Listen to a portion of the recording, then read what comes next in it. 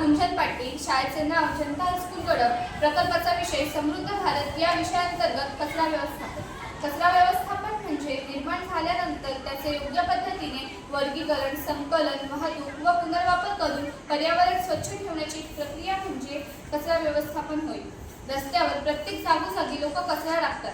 त्यावर आम्ही उपाय म्हणून कचरा टाकण्यासाठी जागोजागी डस्टबिन ठेवले आहेत, जेणेकरून लोक त्याचा उपयोग करतील आणि रस्त्यावर इकडे तिकडे कचरा पडणार नाही. कचऱ्याचे अनेक प्रकार पडतात. त्यात पेपर, प्लास्टिक, ग्लास, मेटल हे सुद्धा येतात. त्याच्यातला महत्त्वाचा घटक म्हणजे ग्लास. ग्लास म्हणजेच काचा.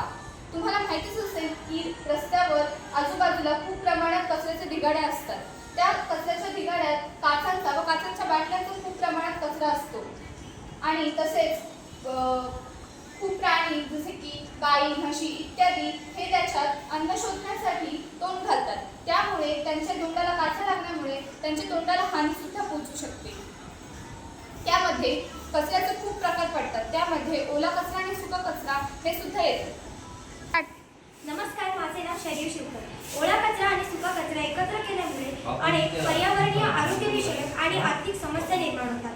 त्यामध्ये पुनर्वापर करणे अवघड होते. सुका कचरा जसे प्लास्टिक, कागद, धातू वेगळा ठेवल्यास तो पुनर्वापरासाठी वापरता येतो, पण तो ओल्या कचऱ्यासोबत मिसळल्यास तो खराब होतो आणि वापरात आणता येत नाही.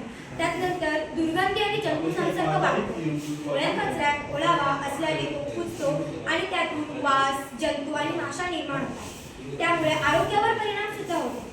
अशा कचऱ्यातून कीटक आणि जीवाणू वाढतात. त्यामुळे डेंग्यू, मलेरिया, कॉलेरा यांसारखे आजार होतात, पसरतात. अशा अनेक समस्या निर्माण होतात.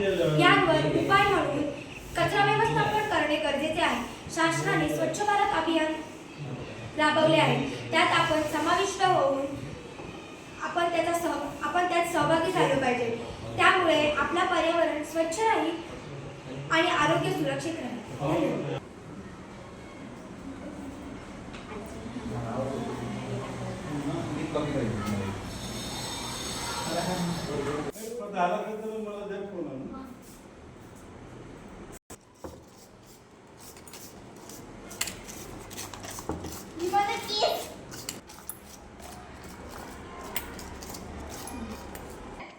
अशा प्रकारे पर्यावरण किती स्वच्छ दिसत आहे.